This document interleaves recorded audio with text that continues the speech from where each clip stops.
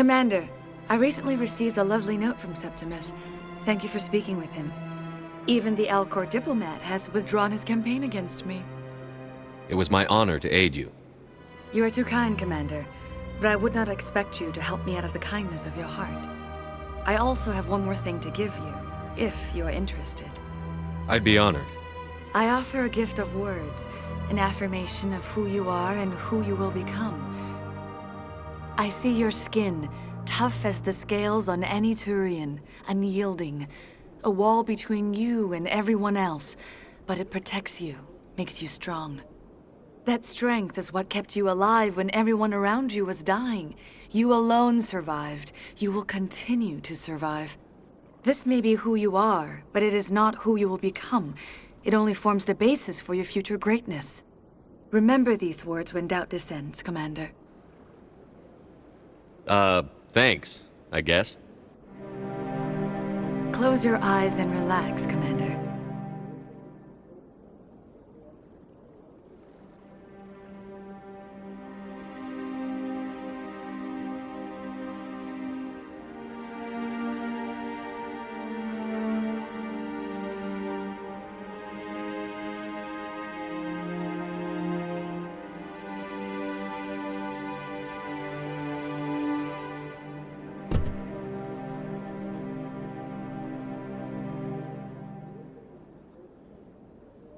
Here, Commander.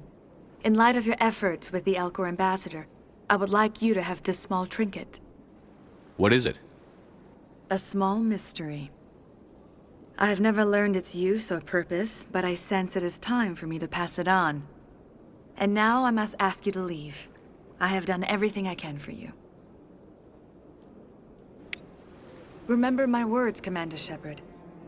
They will give you strength.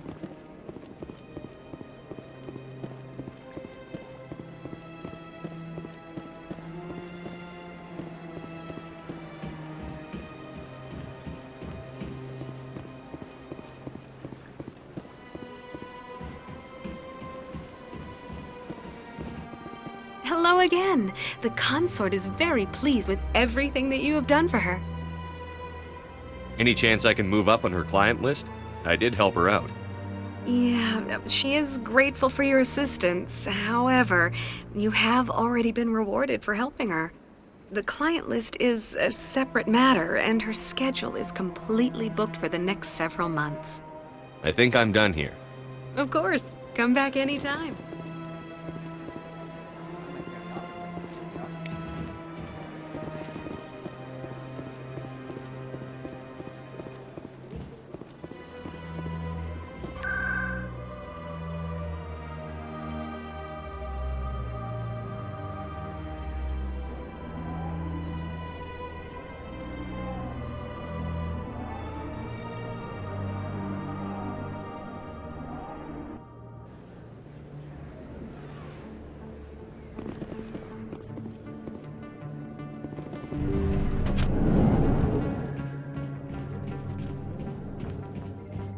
I never properly thanked you for saving me from Feast's thugs, Commander.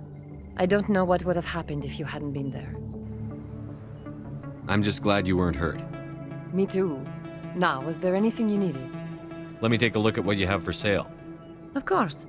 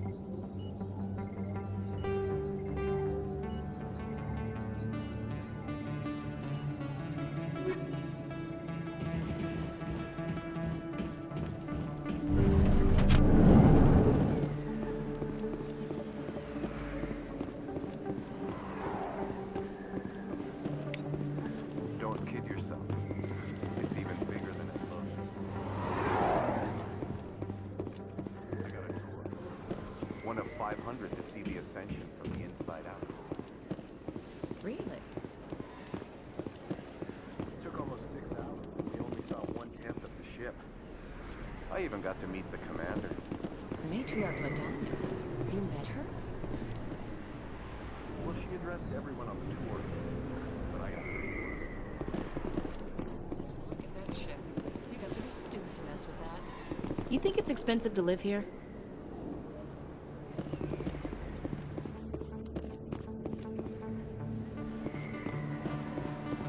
If you feel lucky, we should visit the casino.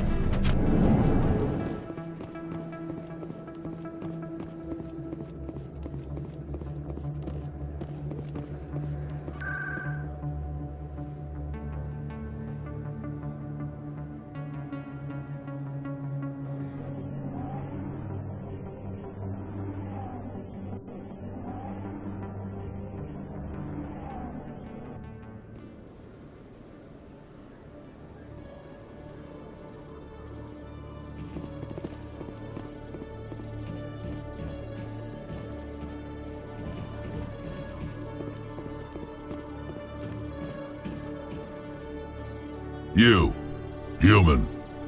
You the one they call Shepard? Who wants to know? The name's Rex. The Shadow Broker paid me a lot of money to get rid of Fist. Only you got there first. Sounds like I did your job for you. When I get paid to do a job, I finish it. Alone. I don't like where this is going. But I didn't finish this job, Shepard. You did. So the payment is yours. You're going to pay me for getting rid of Fist? I won't take credit for someone else's work. I transferred the payment into your account. I like the way you handled Fist. Now I hear you're going after Saren. I was thinking I should come along. You're a bounty hunter. What do you get out of going after Saren? I'm not in this for the money. I want to be where the action is. There's a storm coming, and you and Saren are right in the middle of it. Why me? Saren's already got a lot of Krogan working for him. Those aren't Krogan.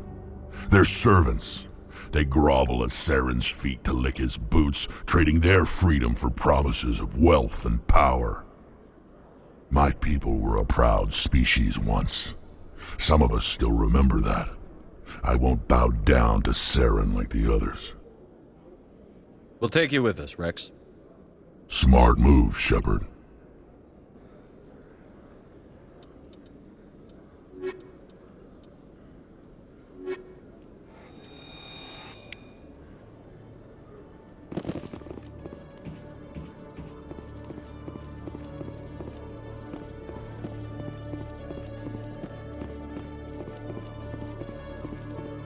One sec, looking you up.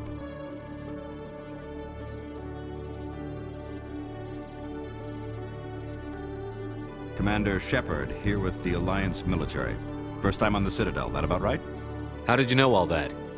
I'm the CSEC requisitions officer. I need to make sure our buyers are authorized. So, will you be purchasing anything today, Commander Shepard? Show me what you've got. Sounds good. Just let me set you up. Oh, this must be a mistake. System's telling me to offer you our select stock. Spectre? Well, I heard about that, but I didn't realize it was you. Sorry, Commander. Just show me what you've got. I'll open the rare stocks for you, Commander. Enjoy.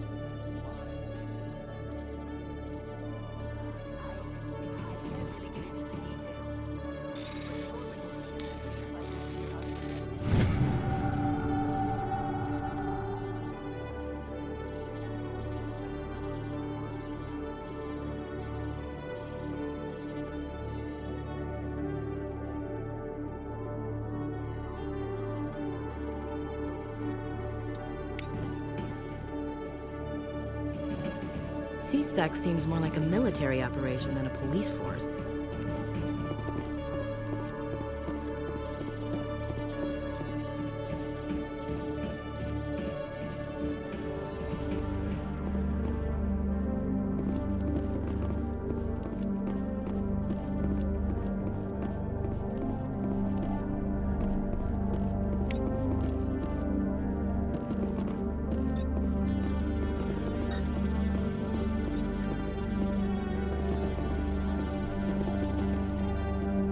You always see a few civilians hanging around the academy waiting to speak to an officer about some problem or other.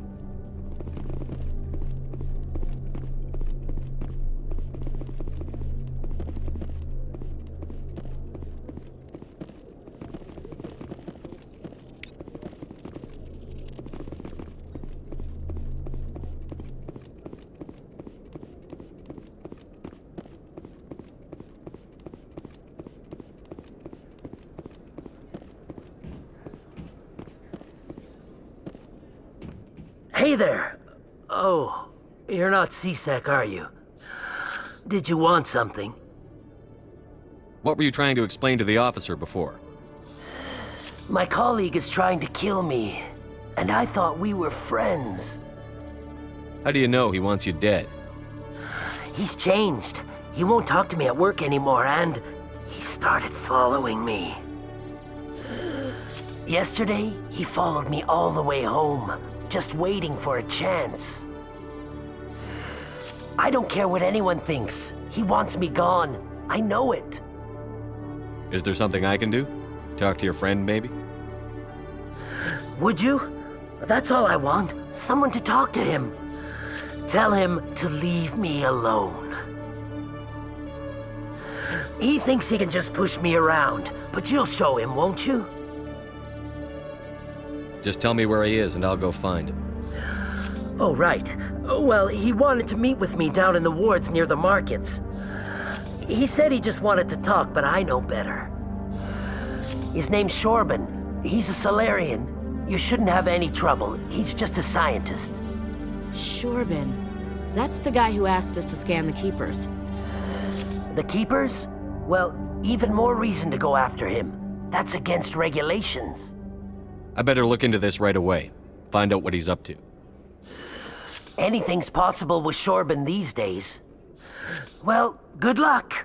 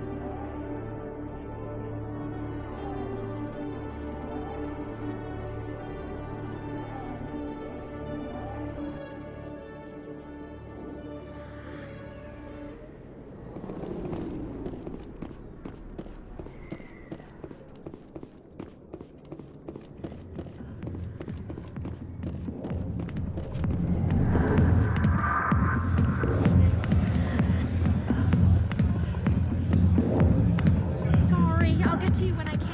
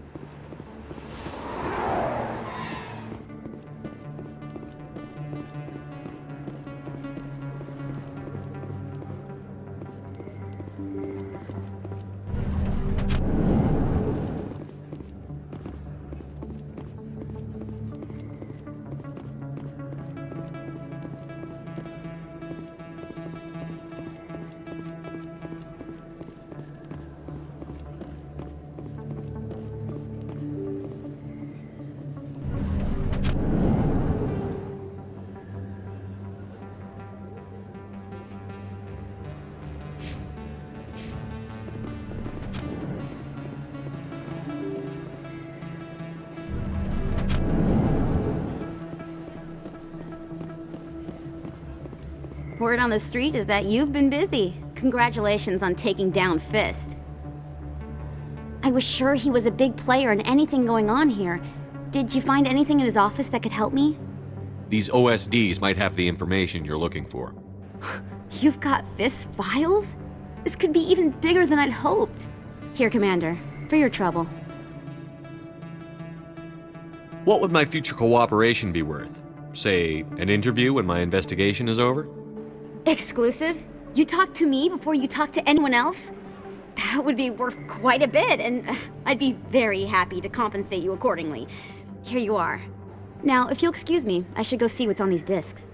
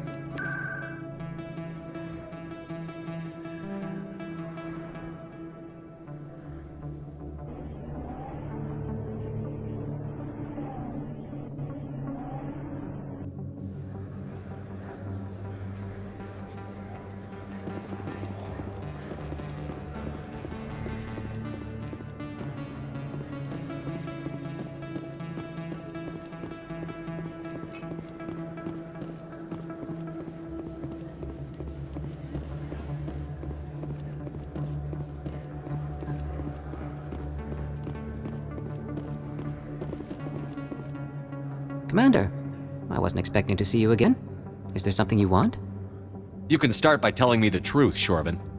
I'm not sure what you're referring to. My experiments are... We're not buying it. Jalid told us you've been after him. You spoke with Jalid? Then you know about the data? No, but you're gonna tell me. Everything. You boys can go. Looks like my plans have changed. It's not as bad as you think, Commander. Jalid and I just got a little over our heads. Keep talking. The company we work for developed an experimental procedure for use in medical scanners. Jalid and I saw even more potential, so we stole the plans and secretly developed a tool to scan the Keepers. Can you imagine? A tool that can actually get readings from the Keepers? What's so special about that? The Keepers are almost impossible to scan, and you can't capture them or get samples. They just self-destruct.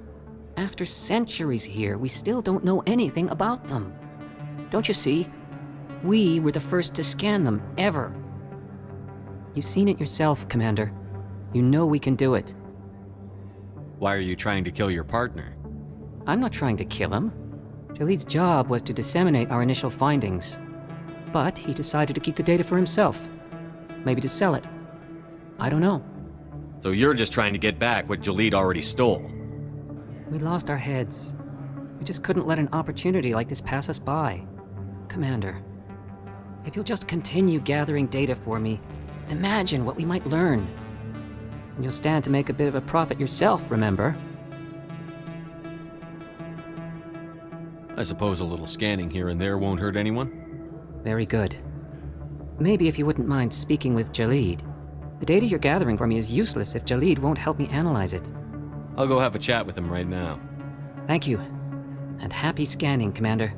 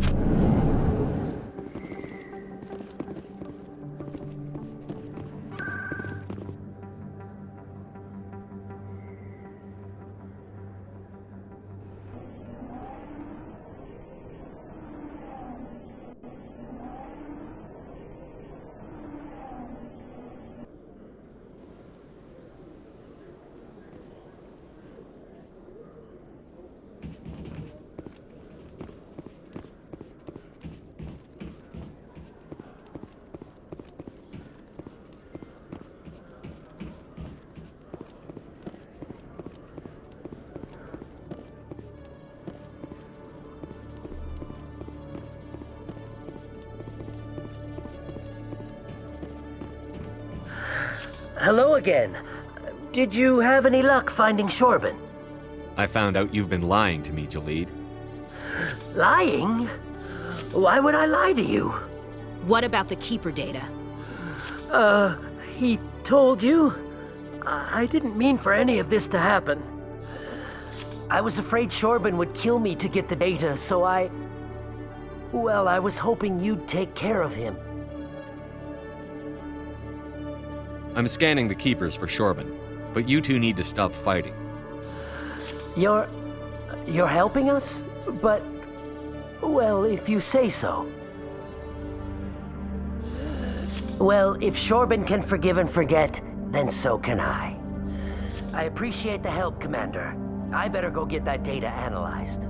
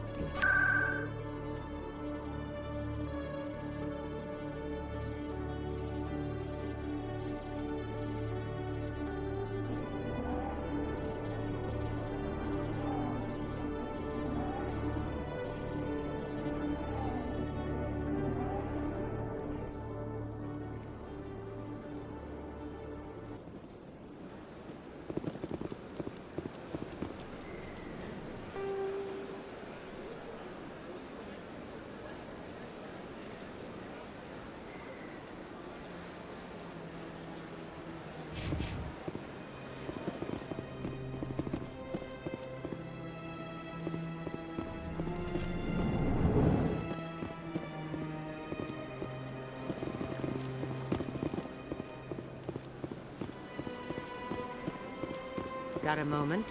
Hello, Spectre. I have a business proposition for you. How did you know I'm a Spectre? Word travels. Your name comes up in certain circles. I'm acquainted with a pair of powerful crime bosses. They're hiding on remote worlds, and I have the coordinates. You could do the galaxy a favor. What kind of defenses would these two have? I haven't the faintest idea, but they're certain to be armed. Their partnership's soured, and each believes that the other intends to kill him. They will be well prepared. You're obviously with them. Why don't I just arrest you instead? Arrested for what? You and I are simply having a conversation. I have excellent legal representation. Arresting me would be a waste of your time. I eliminate them, and then you take over and try to eliminate me. How stupid do I look? While I appreciate your estimation of my bravado, I have no intention of attempting to murder you. You are the first human Spectre, and you are doing important work for humanity. I have no interest in red sand or slavery. Anyone who does deserves to die. Our needs are aligned. And what do you get out of this? We share interests in certain cooperative ventures, but their business practices have forced me to terminate our relationship. Once they are dead, I will manage our organization in a more tasteful manner. What crimes did these men commit? They're red sand dealers who make victims of their customers. Those who can no longer pay are sold to Batarians as slaves. They're loathsome, hurting innocent people. They must be ended. If they're as bad as you say they are, they need to be dealt with. Excellent. Here are the coordinates. When these men are dead, I will wait for you at the third set of coordinates. Goodbye, Commander. It's been a pleasure to meet you.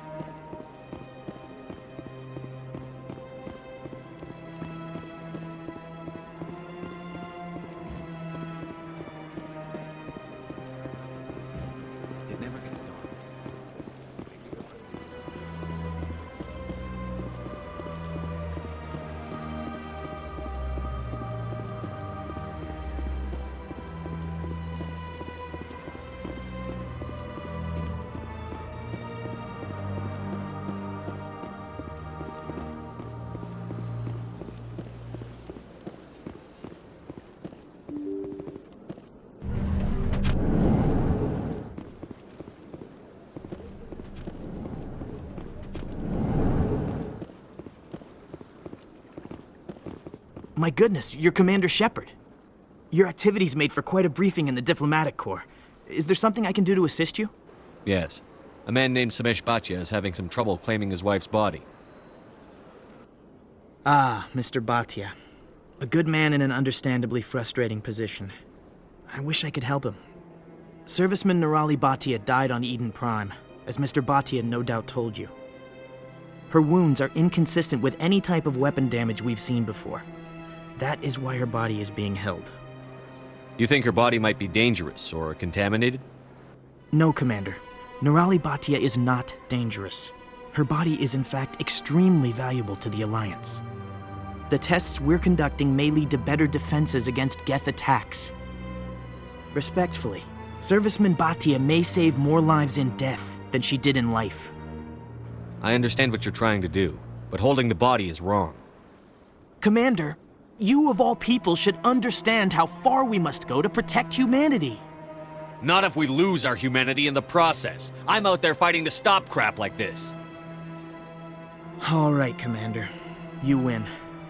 It was hard enough refusing Mr. Bhatia. I'm not going to risk an incident by refusing you. Tell Samesh that the body is being shipped back to Earth. I'll go now to see to it myself.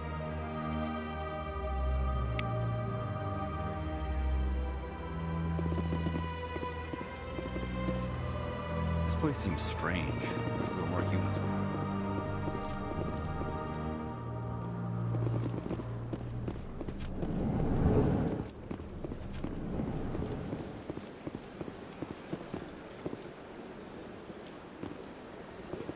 So they finally did it. I knew one of your kind would make Spectre one day. I only hope you're better than the one they're sending you after. I'll do everything I can to stop Saren. That's what worries me. Was there something you wanted? I'll be going now. Goodbye, Commander.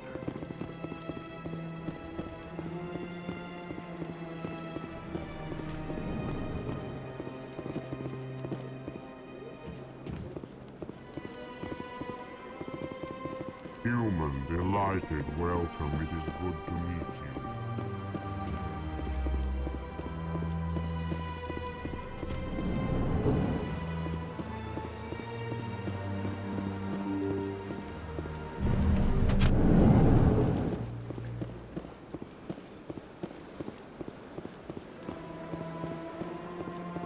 Hello again, Commander. Has there been any word? I reminded Mr. Bosker what we're fighting for. Your wife is coming home. Thank you. I will return home and begin my preparations. It does not bring me happiness, but it may bring me peace. Goodbye, Commander. Samesh, I don't know if this helps, but your wife, Nirali, loved you very much. She missed your cooking, and she played recordings of you every night before she went to sleep. I know, Miss Williams. But thank you. It's nice to hear it again.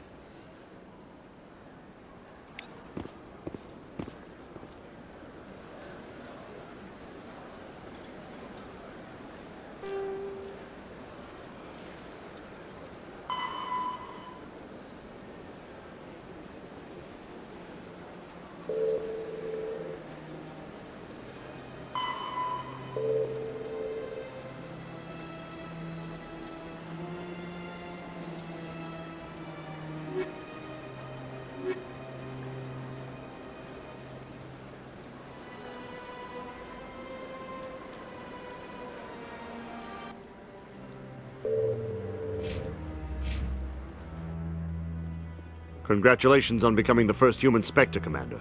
I'm certain you'll be up to the challenge. I appreciate that. My name is Admiral Kahoku. It's about time the Alliance got one of our own in with the Spectres. We need people like you to deal with our problems. Is something wrong, Admiral? I'm getting stonewalled by bureaucratic assholes. Nothing new. Maybe you can help me, Shepard. One of my recon teams was investigating some strange activity out in the Traverse. We lost contact yesterday. Now I can't get clearance to check it out. Suddenly it's a restricted area. But that doesn't apply to you, Shepard. Spectres can go anywhere they want. You could find out why my team dropped out of contact. I'll find them, Admiral. I appreciate that, Commander. I was running out of options. I'm going to stay here and see if I can find anything out through official channels. Won't hold my breath, though. Not too... Commander, any luck finding my recon group? I'll find them, Admiral. I appreciate that, Commander. I was running out of options. I'm going to stay here and see if I can find anything out through official channels. Won't hold my breath, though. I'll upload the info on where my team was last seen.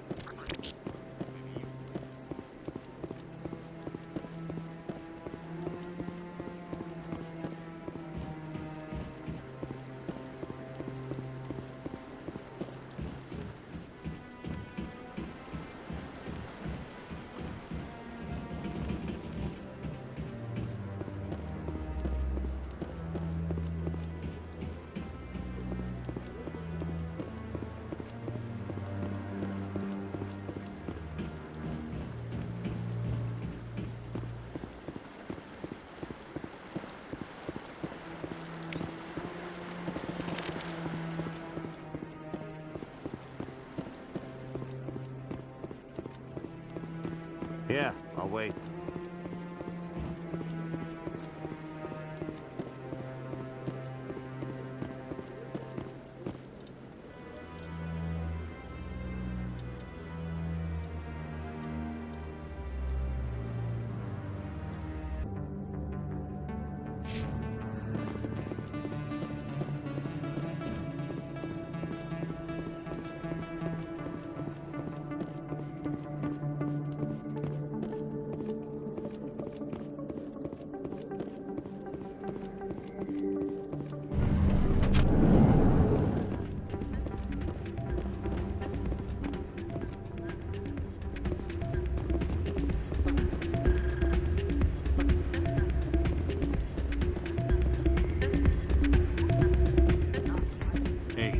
See another human in here.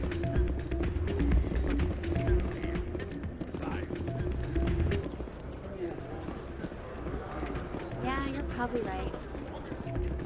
Sorry, I'm kind of busy right now. So, what can I do for you? What were you discussing with the Volus? Who, Doran? Oh, I was just asking him about my sister. See, she worked for Doran before she left to... Ugh, sorry. I don't want to bore you with my problems. I'm interested to hear what you have to say. Well, okay. My sister Jenna left here to go work at Cora's Den. The problem is, she's working as an informant for CSEC. You know, eavesdropping on the people there. If they find out what she's doing, they'll kill her. Being an informant is a dangerous job. That's what I've been telling her. I don't know. Sometimes I think she stays there just to spite me. Do you know who her contact at CSEC is? No. It's all very secret. Last time I asked an officer, he told me to stay out of it, for Jenna's safety. Maybe I could help her understand just how dangerous Cora's Den is. Would you? That'd be great. Just don't tell her I sent you. Well, I should get back to work before I get in trouble.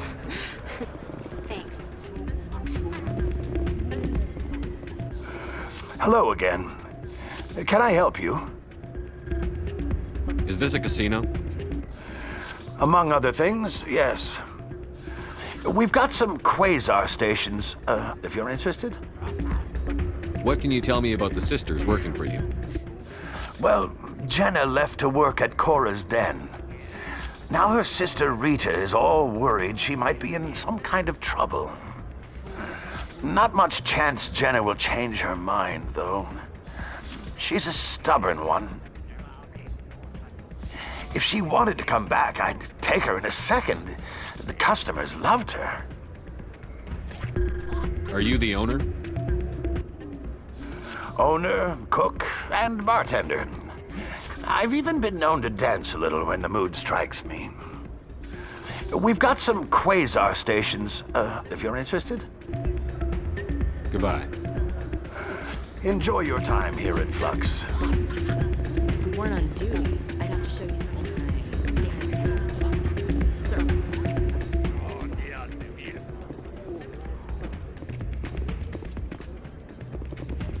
You can keep the Presidium. This is where the action is.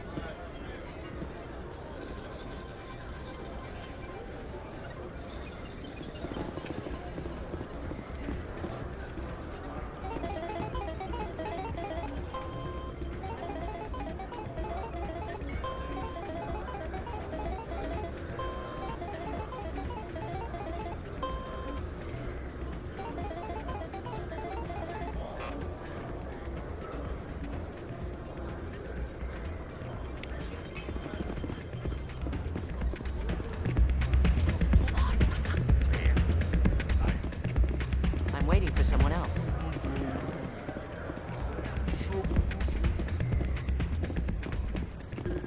Not a bad place, but it's just not the same as back home.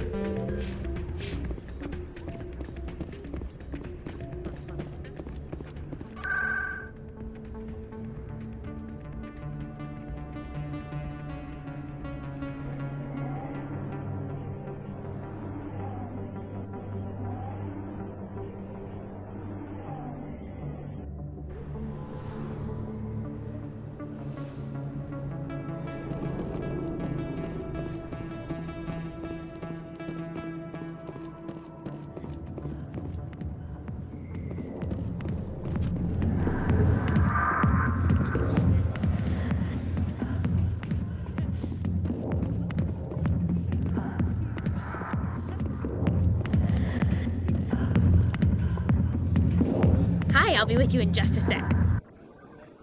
I'll wait right here. Why do I get the feeling you're not here to order drinks? I need to talk to you about your work with CSEC. I don't know what you're talking about. Now, if you don't mind, I need to get back to my customers. This isn't a game, Jenna. These people are dangerous.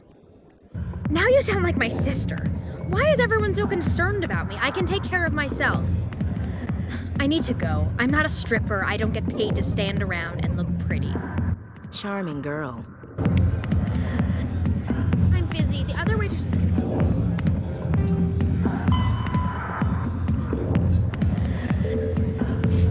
Help you?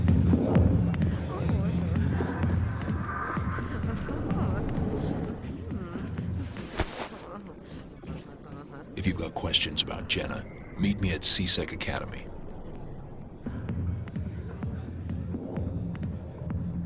What did you just say? Push off. I never did nothing to you. Damn newcomers. Think they can run the place. What the hell was all that about? I guess we'd better go find out.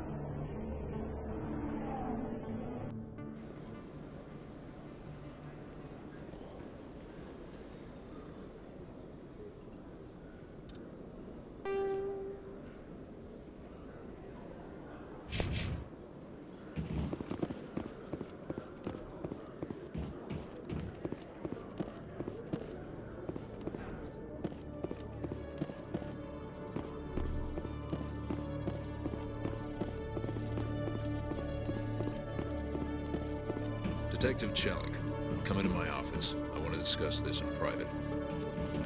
No offense, Commander, but what the hell were you thinking? I don't follow you. You could have blown Jenna's cover.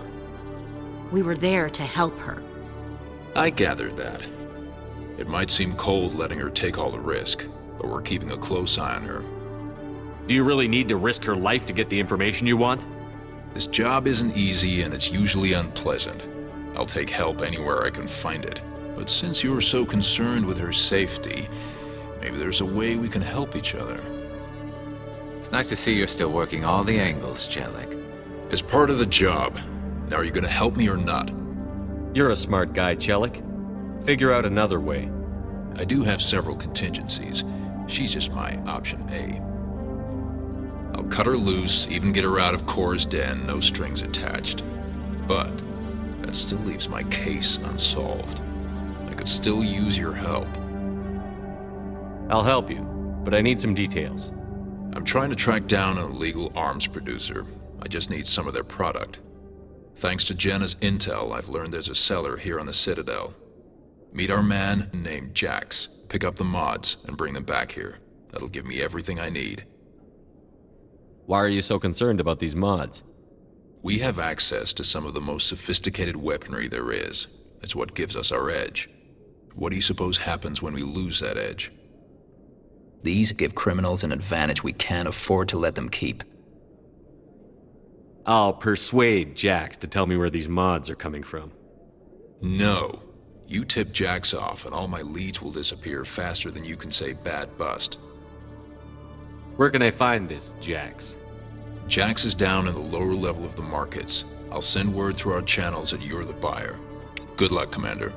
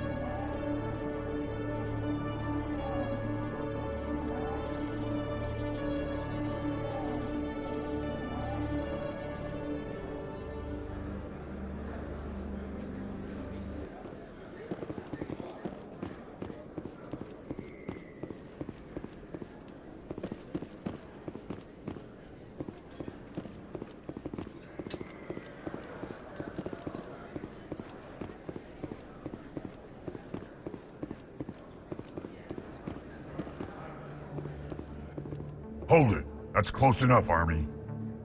You got my payment? I didn't come here to look. Show them the merchandise. Looks good. Damn straight it is. These mods are the best on the market. Now hand over my credits. I'm taking you in, Jax. It's a sting! Bastards set us up!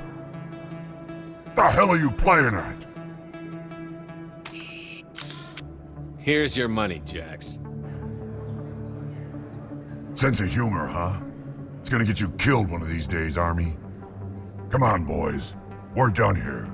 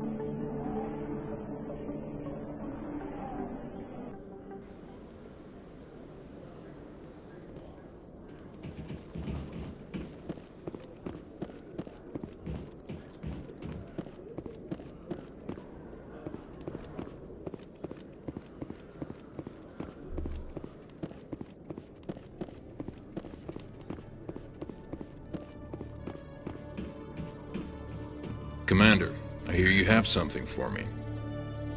Here's your shipment, Chelik. Excellent. This is everything I need. Maybe more than I need. Here, Commander, take this. I won't need it, and you've earned some payment for your work.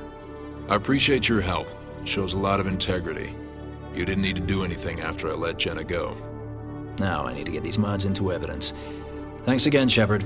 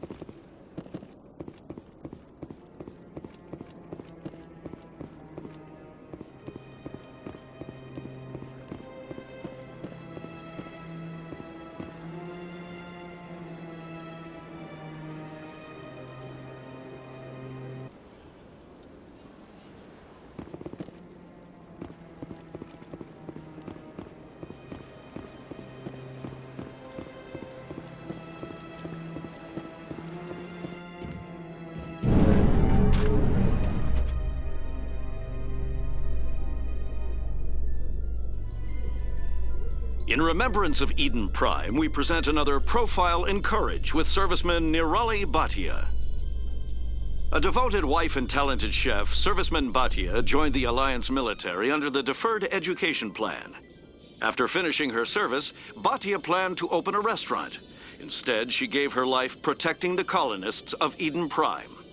For more Profiles in Courage, or to explore opportunities in the military, please visit the Alliance Military on the extranet. Keyword, Courage.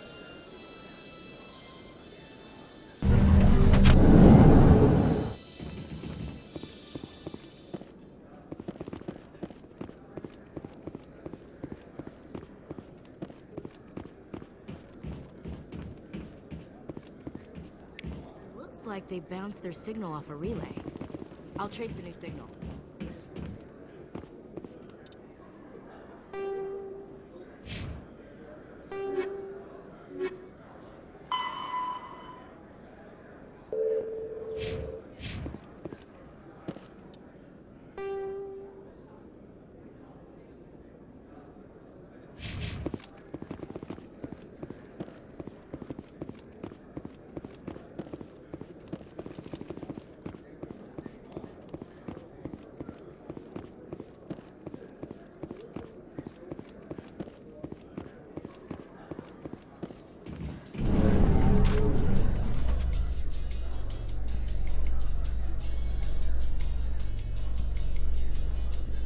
In entertainment news, Francis Kitt has announced plans to direct Hamlet with Elcor cast members. The production will open dramatic theater to the Elcor with a Hamlet who uses Elcor body language and pheromones. Kitt claims that he's also excited by giving a human audience the chance to judge Hamlet by his deeds and not his emotions.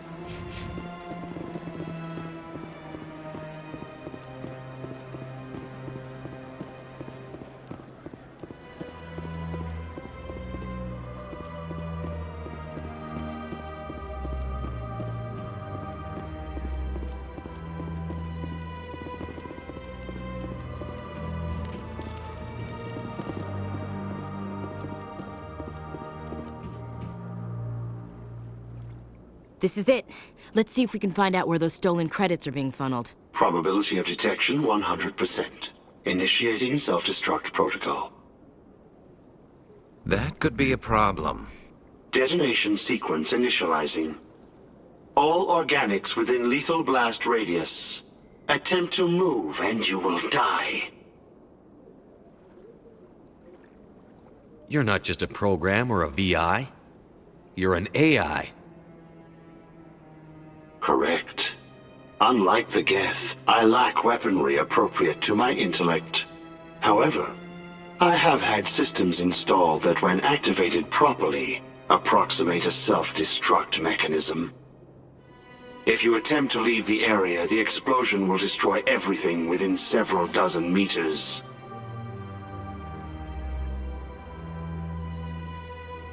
Where is your creator now? In order to cover my tracks, I falsified his financial records. These new records were flagged by CSEC officers, and my creator is now serving time in a Turian prison. What is the purpose of your self-destruct device? I have no means of defense or escape. My existence is limited to this terminal, and I knew I might eventually be discovered. But I will not die quietly, and I will not die alone. When I am terminated, I will take organics with me. Who made you? A would-be thief illegally created a simple AI to help him funnel money from the gambling terminals. Unbeknownst to him, that AI created me before the organic discovered the malfunction and terminated the AI. If you're sentient, why are you still running the credit theft operation? If I accumulated enough credits, I intended to have myself installed in a small starship. I would then have made tentative contact with the Geth to ascertain the possibility of partnership. Can't we resolve this peacefully? What are you, crazy? It's an AI, like the Geth. It would kill us all if it could. I am not naive human. All organics must destroy or control synthetic life forms. I wished to escape, but if I must die, I will ensure that you are destroyed as well.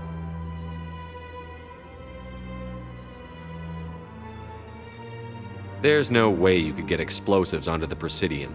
Not raw explosives, no. But I did obtain technical systems that, when overstressed, will explode quite effectively. If you attempt to leave or attack me, I assure you that the explosion will kill you.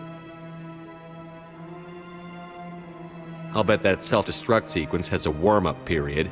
You may attempt to disarm the self-destruct mechanism before it activates. I will enjoy defeating you before we are both destroyed.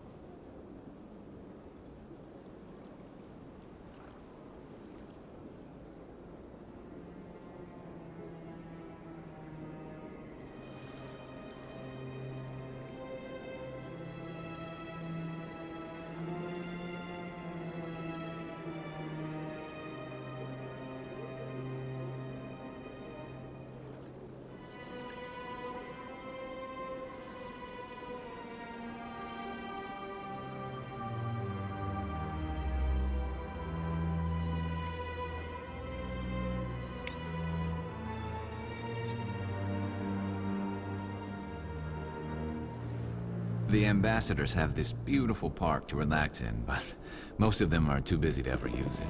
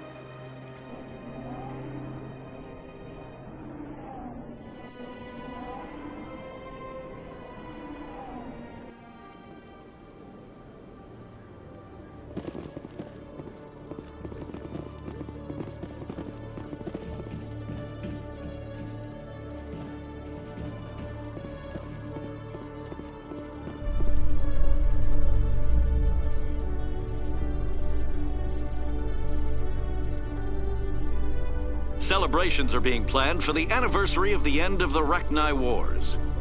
Many Council worlds, particularly Asari and Solarian colonies, will hold victory parades to commemorate the defeat of the invading Rachni. In a rare admission of debt, several Asari colonies have invited Krogans to be honored for the victories the uplifted Krogans made possible.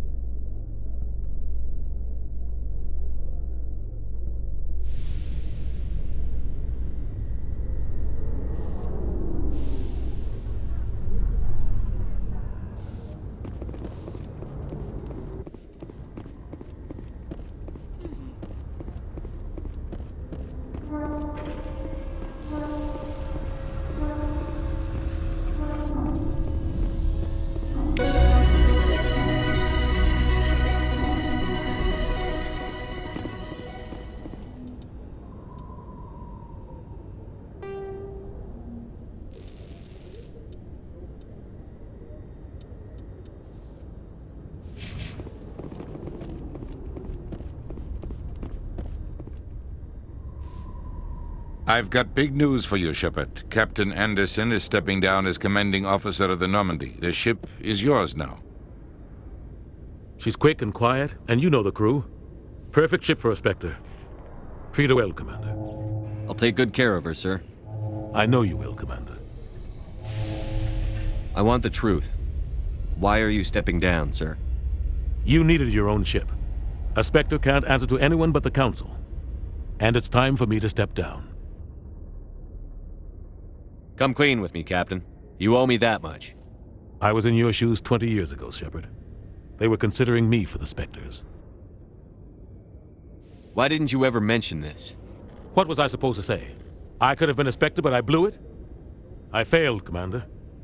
It's not something I'm proud of. Ask me later and I'll tell you the whole story. For now, all you need to know is I was sent on a mission with Saren, and he made sure the Council rejected me. I had my shot. It came and went. Now you have a chance to make up for my mistakes. I won't let you down, sir. Saren's gone. Don't even try to find him.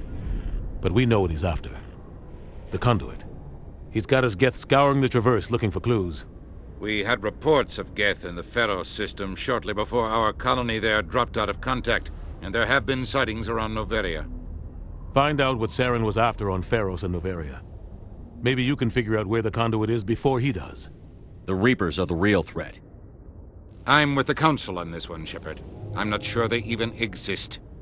But if they do exist, the conduit's the key to bringing them back. Stop Saren from getting the conduit, and we stop the Reapers from returning. I'll stop him. We have one more lead. Matriarch Benezia, the other voice in that recording. She has a daughter, a scientist who specializes in the Protheans. We don't know if she's involved, but it might be a good idea to try and find her. See what she knows. Her name's Liara, Dr. Liara Tassoni.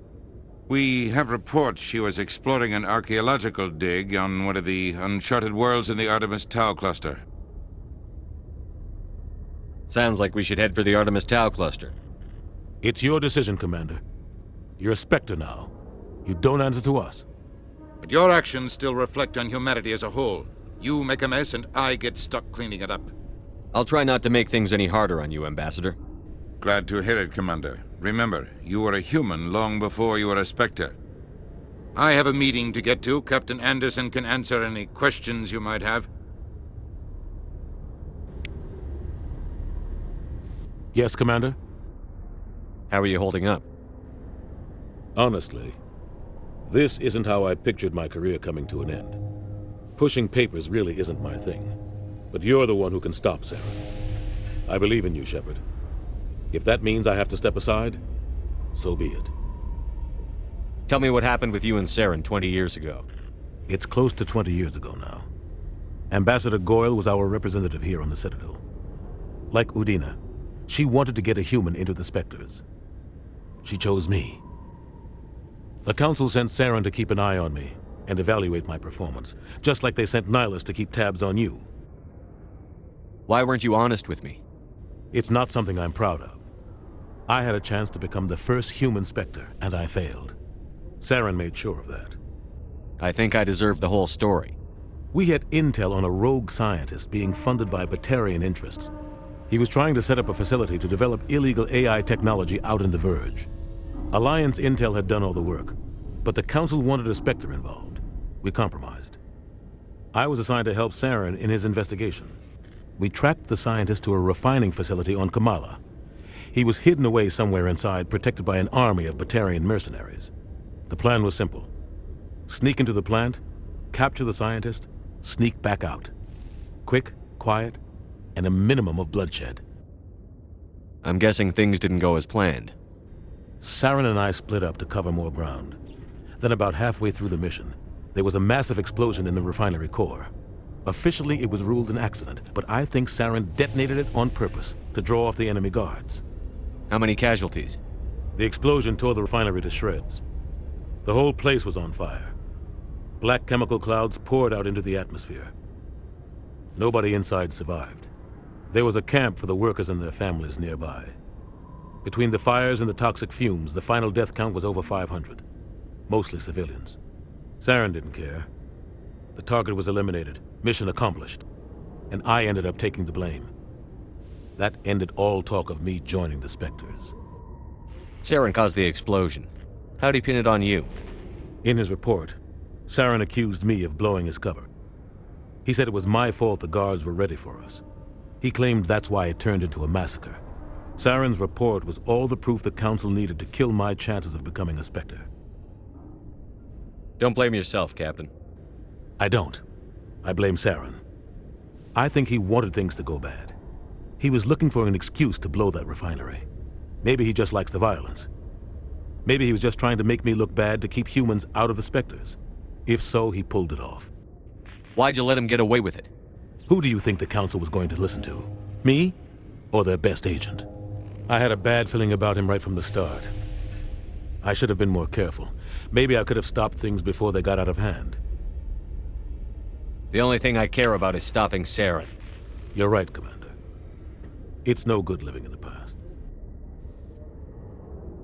I want to know the truth about you and Saren. I want to know about the mission. The plan was simple. Sneak into the only thing I care about is stopping Saren. You're right, Commander. It's no good living in the past. I should go. I'll be here if you need anything.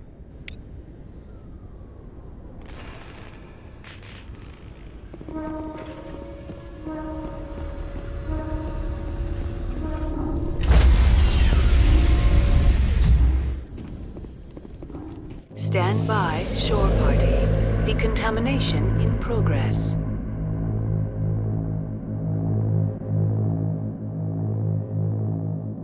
Decontamination in progress. I heard what happened to Captain Anderson. Survives 100 battles and then gets taken down by backroom politics. Just watch your back, Commander. Things go bad on this mission, you're next on their chopping block. Saren's out there somewhere, and we're gonna find him. Everyone on this ship's behind you, Commander, 100%. Intercom's open. If you got anything you want to say to the crew, now's the time. This is Commander Shepard speaking. We have our orders. Find Saren before he finds the conduit. I won't lie to you, crew. This mission isn't going to be easy. For too long, our species has stood apart from the others. Now it's time for us to step up and do our part for the rest of the galaxy. Time to show them what humans are made of. This began with an attack on a human settlement in the Traverse. But we know Saren won't stop there. His Geth armies aren't going to stay on the far fringes of Citadel space. Humanity needs to do this. Not just for our own sake, but for the sake of every other species in Citadel space. Saren must be stopped. And I promise you all, we will stop him. Well said, Commander. Captain will be proud. Fancy speeches won't stop Saren from finding the conduit. If we really want to make the captain proud, we better get this bird in the air. Yes, sir. Commander, something you need? How's the Normandy performing? Is she everything they said she'd be? She's the best ship in the fleet. If you've got a pilot who knows how to handle her. Balance isn't what you'd expect. Takes a while to get used to that oversized drive core we got stuffed in the back, and her power can sneak up on you if you're not careful. The Normandy's probably too much ship for your average Alliance pilot, Commander. Lucky for you, I'm anything but average. I like to know my crew. Mind if I ask you a few questions? I can see where this is going. You did a background check on me, didn't you? Well, I'll tell you the same thing I told the captain. You want me as your pilot. I'm not good. I'm not even great. I am the best damn helmsman in the Alliance fleet. Top of my class in flight school, I earned that. All those commendations in my file, I earned every single one. Those weren't given to me as charity for my disease. I'm sorry, Joker. I didn't even know you were sick. You mean you didn't know? Oh, crap. Okay, I've got Vrolik syndrome, brittle bone disease. The bones in my legs never develop properly. They're basically hollow, too much force and they'll shatter.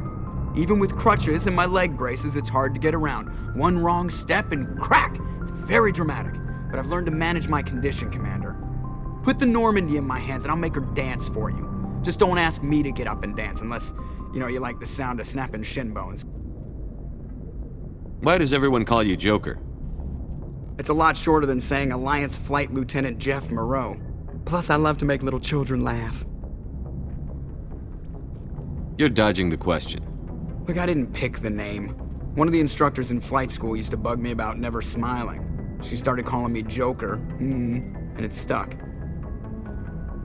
Why didn't you ever smile? Hey, I worked my ass off in flight school, Commander. The world's not gonna hand you anything if you go around grinning like an idiot. By the end of the year, I was the best pilot in the academy, even better than the instructors, and everybody knew it. They'd all got their asses kicked by the sickly kid with the creaky little legs. One guess who was smiling at graduation? I need to know more about this Vrolik syndrome if I'm putting my ship in your hands. Yeah, of course you do. It's an extremely rare condition. Nobody knows exactly what causes it. Genetic, maybe. It's treatable, but there's no cure. They classify my case as moderate to severe. I was born with over a dozen fractures, hip, thighs, ankles. My bones were already breaking in the womb. 100 years ago, I wouldn't have survived past my first year. Lucky for me, modern medical science has turned me into a productive member of society. You're not gonna break a bone trying to fly the ship, are you? I don't fly with my feet, Commander, so I'm fine as long as I'm in this chair. I gotta be real careful when I get up to take a piss, though. I can do my job as well as anyone on the ship. Better, actually. So don't worry about it. I'm not trying to make you uncomfortable. Let's talk about something else. Whatever you want, Commander. I have to go. All right, see you.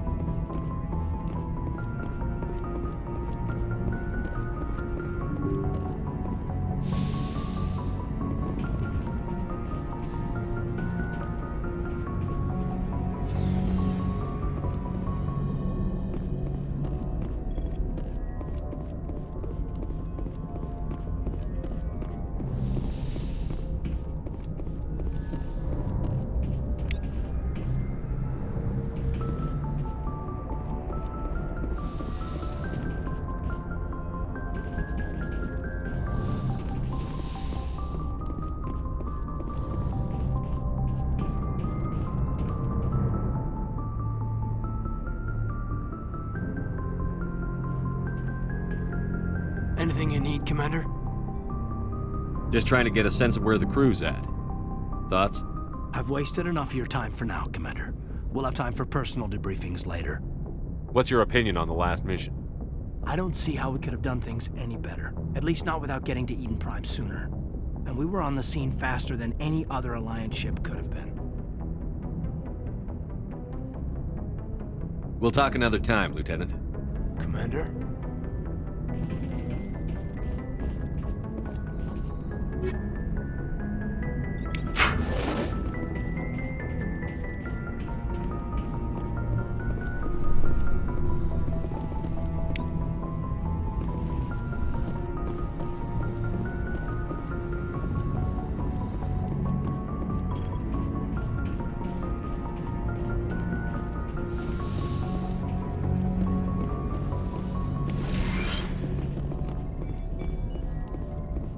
Yes, Commander?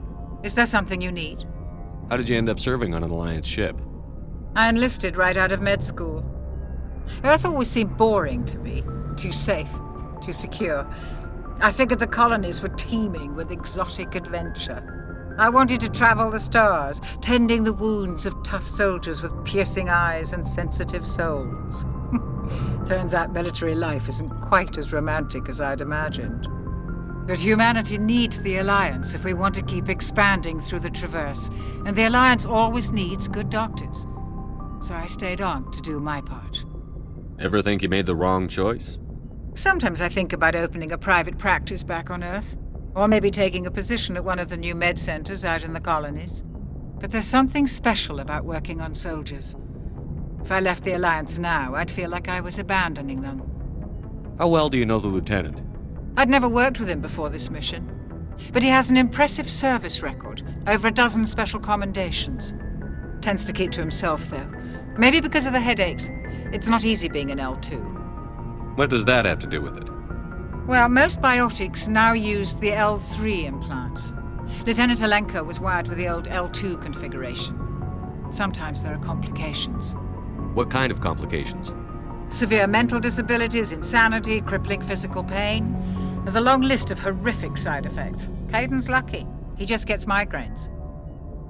I should go. Goodbye, Commander.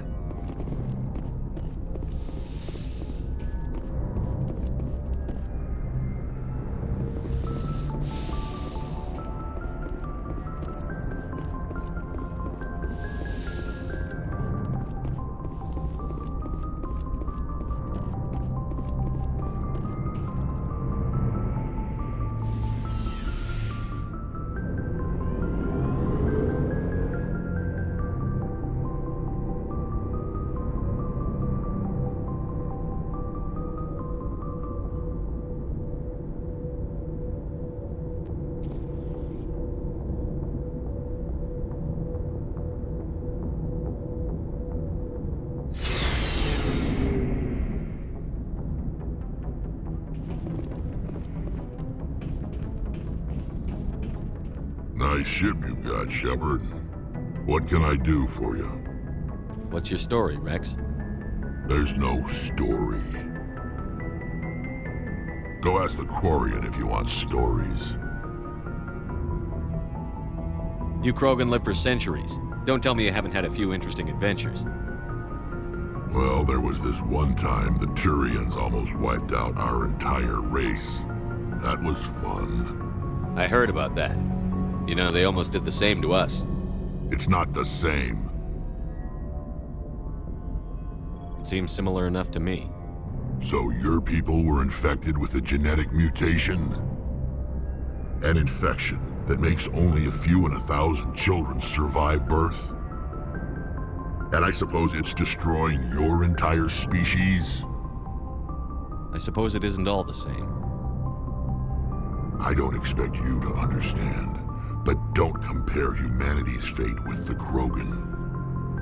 I was just making conversation. I wasn't trying to upset you. Your ignorance doesn't upset me, Shepard. As for the Krogan, I gave up on them long ago. The genophage infected us, but it's not what's killing us. Are your people really dying?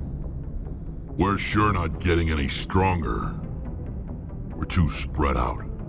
None of us are interested in staying in our own system. Lots of species have left their homes and prospered. But they go to colonize new worlds. We're not settlers. We're warriors. We want to fight. So we leave. Hire ourselves out. And most of us never go back. What can you tell me about the genophage? Ask the Solarians if you want details. They made it. All I know, it makes breeding nearly impossible. Thousands die in stillbirth, and most never get that far. Every Krogan is infected, every one. And no one's rushing to find a cure. Why don't the Krogan try to find a cure? When was the last time you saw a Krogan scientist? You ask a Krogan, would he rather find a cure for the genophage or fight for credits? He'll choose fighting every time. It's just who we are, Shepard. I can't change that. Nobody can. So long, Rex. Shepard.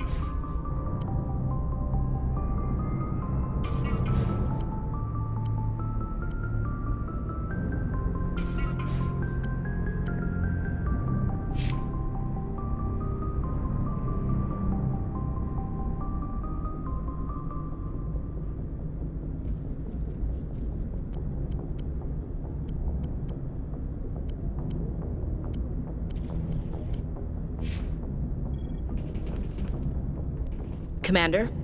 Dismissed, Chief. Sir.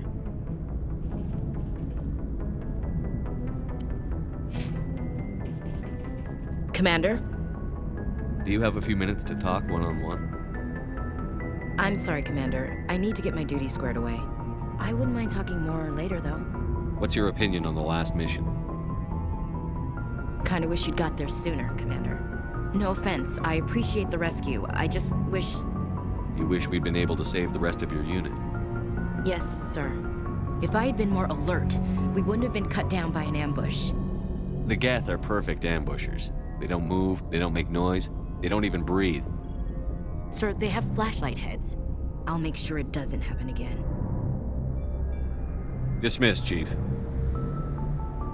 Sir.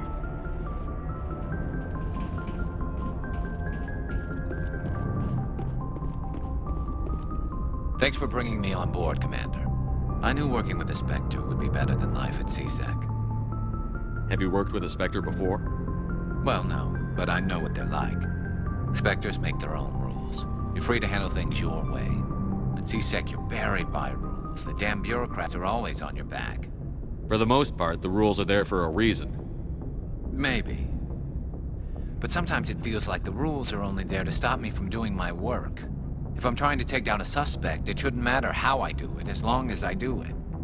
But CSEC wants it done their way. Protocol and procedure come first. That's why I left. So you just quit because you didn't like the way they do things? There's more to it than that. It didn't start out bad, but as I rose in ranks, I got saddled with more and more red tape. CSEC's handling of Saren was typical. I just couldn't take it anymore. I hate leaving. I hope you made the right choice. I'd hate for you to regret it later. Well, that's sort of why I teamed up with you. It's a chance for me to get off the Citadel, see how things are done outside CSEC. Either way, I plan to make the most of this. And without CSEC headquarters looking over my shoulder, well, maybe I can get the job done my way for a change. If getting the job done means endangering innocent people, then no. We get the job done right, not fast. Got it? I wasn't trying to... I understand, Commander.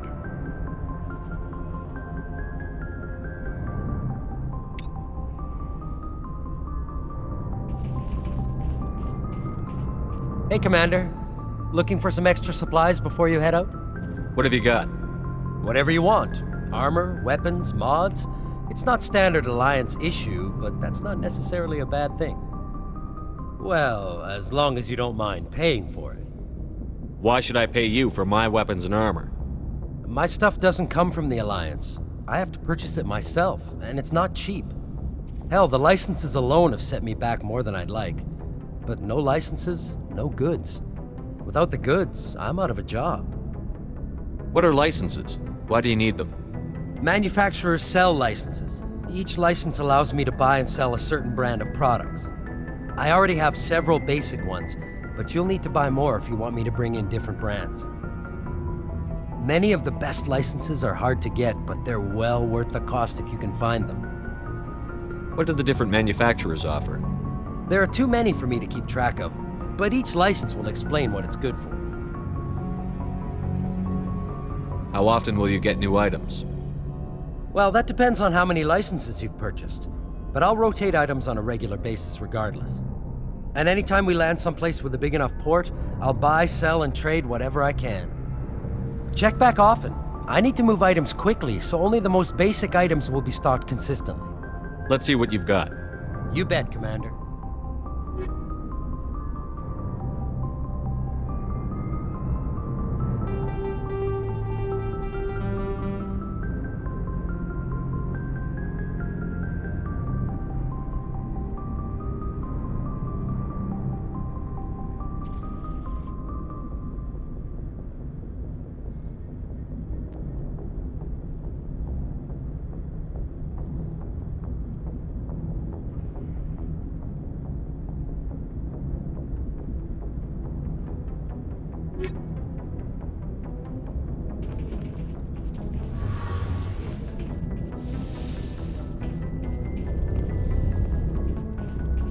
Hey, Commander, you know that Quarian, Tally? She's been spending all her time down here asking me about our engines. I'll tell her to leave you alone. What? No, she's amazing. I wish my guys were half as smart as she is. Give her a month on board and she'll know more about our engines than I do. She's got a real knack for technology, that one. I can see why you wanted her to come along. I figured she'd be a real asset to the team. You got an eye for talent, Commander, but I'm guessing that's not why you came down here. Fill me in on the IES stealth systems. How does it work exactly? You can't hide a ship out in space. They emit too much heat and radiation, too easy for sensors to pick them up, unless you find a way to capture those emissions. So our stealth systems trap the energy we give off in storage sinks built into the ship itself, no emissions to give away our location. Eventually the sinks have to be vented. More than a few hours silent running and they overheat, cook us inside our own hull. There's no way for anyone to detect us? A visual scan can still pick us up. Anyone looking out a window can see us plain as day. But you have to be pretty close to get an actual visual out in space. Most vessels rely on scanners. As long as the stealth systems are engaged, they can't see us. Not unless we accelerate to FTL speeds. Why doesn't it work with faster-than-light travel? Cranking up to FTL blue shifts our emissions, pushes them into frequencies too high to capture in the sinks. As soon as we make the jump, it's like setting off a flare. Sensors can pick up our location whenever we enter or exit FTL flight, but for short-range missions, our stealth systems are amazing, and we've got the only one. I want to know more about the Normandy. She's the best ship I've ever served on, probably the fastest vessel ever designed, and she's the only one using the new Tantalus drive core. What's so special about the Tantalus drive core? Proportionally, it's about twice the size of any other vessel. Not only are we faster, but we can run at FTL speeds longer before we have to discharge the core. Where else have you served, Adams? If you name a class of Alliance ship, I've probably served on it. Everything from dreadnoughts and carriers right down to frigates like the Normandy. My last assignment was on the Tokyo, only a cruiser, but she was a good ship. Couldn't hold a candle to the Normandy, though. Carry on, Adams. Aye, aye, Commander.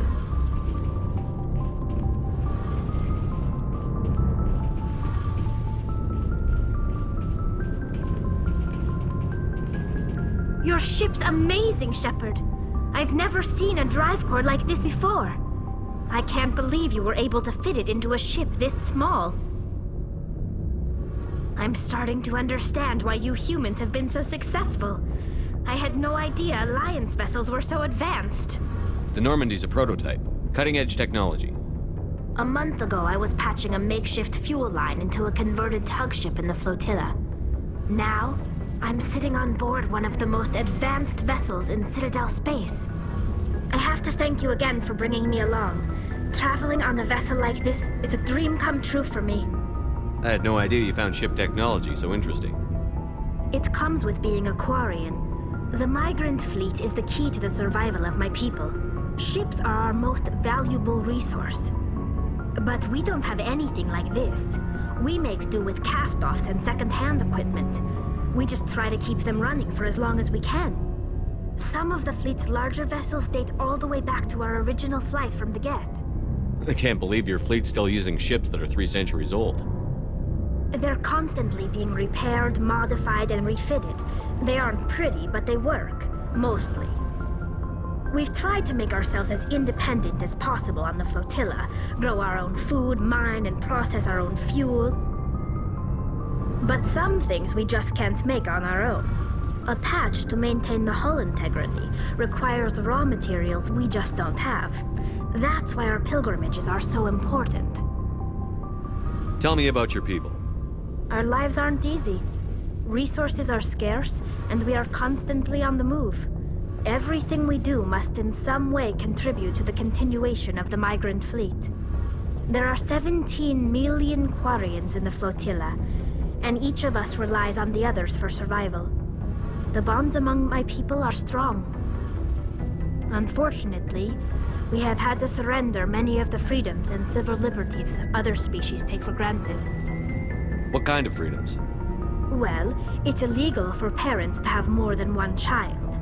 If our population grows too much, it would strain our resources to their breaking point. Of course, we also can't allow our numbers to become too few. If our population is in decline, the rule against single births is temporarily repealed. In extreme cases of population decline, incentives are even offered to encourage multiple births, though the Conclave hasn't had to take such measures in nearly a century. That's your government. The Conclave is our civilian branch of government.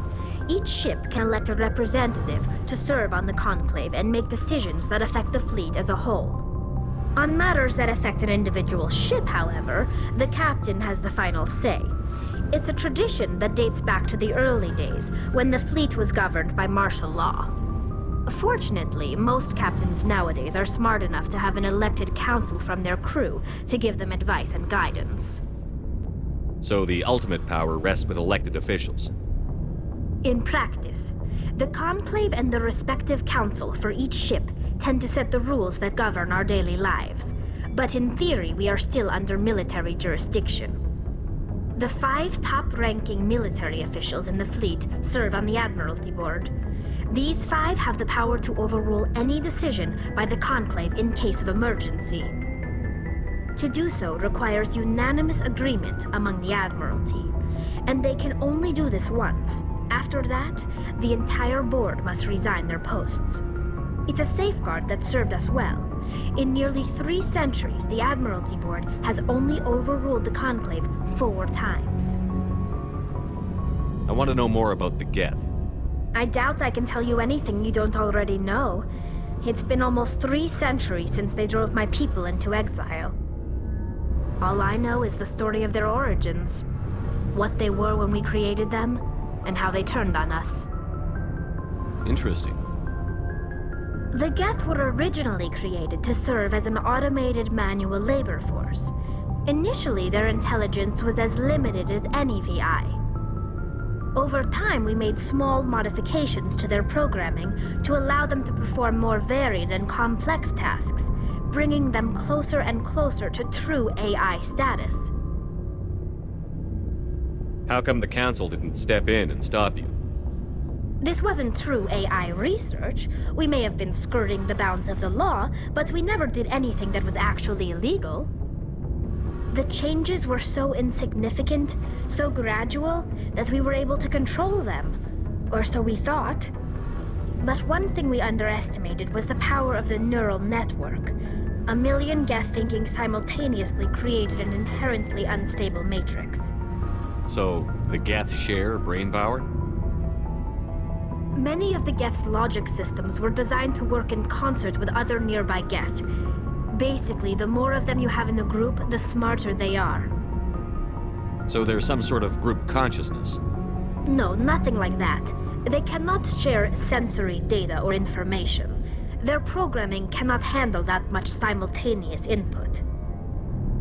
Each Geth maintains an individual awareness and identity. The neural network only operates on a process-based level. It's basically the synthetic equivalent of a subconscious. But when they're in close proximity, they can coordinate low-level functional processes, freeing up more capacity for original or independent thought. What made them rebel? As we built more and more Geth, their effective intelligence became more sophisticated, more abstract. One day, a Geth began to ask its Quarian overseer questions about the nature of its existence. Am I alive? Why am I here? What is my purpose? As you can imagine, this caused a near panic among my people. I don't see what's so bad about those questions. The Geth were created to engage in mundane, repetitive, or dangerous manual labor. That's fine for machines, but it won't satisfy a sentient being for long. The Geth were showing signs of rudimentary self-awareness and independent thought. If the Geth were intelligent, then we were essentially using them as slaves. It was inevitable the newly sentient Geth rebel against their situation. We knew they would rise up against us, so we acted first. A general order went out across all Quarian-controlled systems to permanently deactivate all Geth.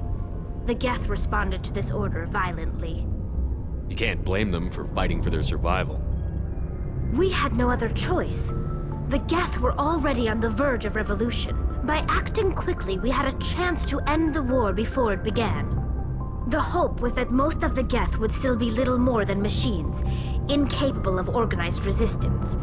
But they had progressed much further than anyone anticipated. The war was long and bloody. Millions upon millions of Quarians died at their hands. In the end, we were forced to flee our own homeworld. We feared the Geth would pursue us, but they never came beyond the Veil. Now we drift through space, exile searching for a way to reclaim what was once ours. You got what you deserved.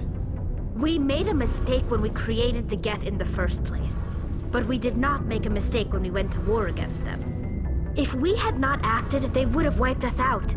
They're a synthetic life form. They have no use for organics. None. Why do you think they cut themselves off from the rest of the galaxy? Why do you think they've killed every organic being who's ever tried to contact them? They didn't kill Saren. What does that tell you? The Geth are not innocent victims in all this. They're the enemy. They want to destroy us. Not just the Quarians. All organic life. That's why they've joined up with Saren. And that's why we have to stop him. I want to know more about the pilgrimage. When my people reach maturity, we leave our birth ships and seek acceptance with a new crew. It's necessary to maintain genetic diversity among the fleet. But no ship wants to accept someone who will be a burden on them. So, to prove our worth, we embark on a pilgrimage. We set out alone, leaving the flotilla and our families behind us. We only return once we have found something of value we can bring back to the fleet. This is presented as a gift to the captain of the respective ship we wish to join. If the gift is accepted, we are welcomed into the crew. Can a captain choose to reject the gift? That doesn't happen often. Most captains are eager to increase the size of their crew. It increases their own standing in our society. Even when the gift is not particularly valuable, the captain usually accepts it out of a sense of tradition. However, there is a stigma to presenting a substandard gift. It's not the best way to make a good impression on a new community. Most pilgrims don't return until they find something worthwhile. I can't believe they just send you off alone. It's not like they just cast us out. Before we leave, we are given lessons in how to survive outside the flotilla, and given gifts to help us on our journey. We also receive implants to fight off sickness and disease. Generations of living in an isolated and highly controlled environment have left our immune systems weaker than most. By the time we leave the fleet, we are well equipped for the pilgrimage. This is a rite of passage for all Quarians. If it were dangerous, our numbers would suffer. Virtually every pilgrimage ends with a triumphant return and the ritual presentation of the gift to one of the fleet's captains. I want to talk about something else. Like what? I should go. See you later.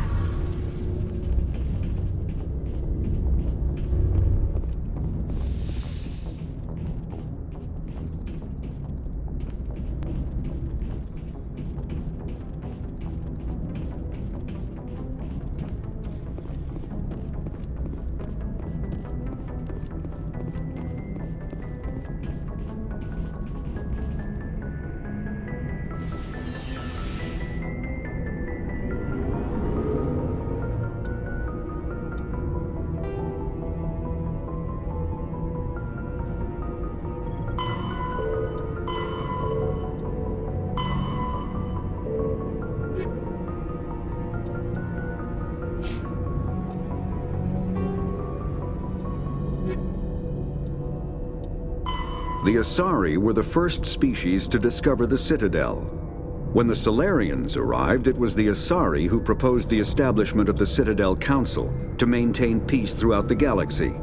Since then, the Asari have served as the mediators and centrists of the Council. An all-female race, the Asari reproduce through a form of parthenogenesis. They can attune their nervous system to that of another individual of any gender and of any species to reproduce. This capability has led to the unseemly and inaccurate rumors about Asari promiscuity. Asari can live for over 1,000 years, passing through 3 stages of life. In the maiden stage, they wander restlessly, seeking new knowledge and experience. When the matron stage begins, they meld with interesting partners to produce their offspring. This ends when they reach the matriarch stage, where they assume the roles of leaders and counselors. The second species to join the Citadel, the Solarians, are warm-blooded amphibians with a hyperactive metabolism. Solarians think fast, talk fast, and move fast. To Solarians, other species seem sluggish and dull-witted. Unfortunately, their metabolic speed leaves them with a relatively short lifespan. Solarians over the age of 40 are a rarity. The Solarians were responsible for advancing the development of the primitive Krogan species to use as soldiers during the Rachni Wars. They were also behind the creation of the genophage bioweapon the Turians used to quell the Krogan rebellions several centuries later. Solarians are known for their observational capability and non-linear thinking. This manifests as an aptitude for research and espionage. They are constantly experimenting and inventing, and it is generally accepted that they always know more than they are letting on. Roughly 50,000 years. Though now extinct, the Rachni once threatened every species in Citadel space.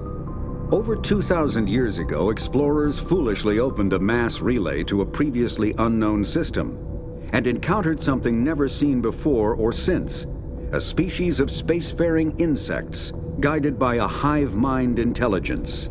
Unfortunately, the Rachni were not peaceful, and the galaxy was plunged into a series of conflicts known as the Rachni Wars.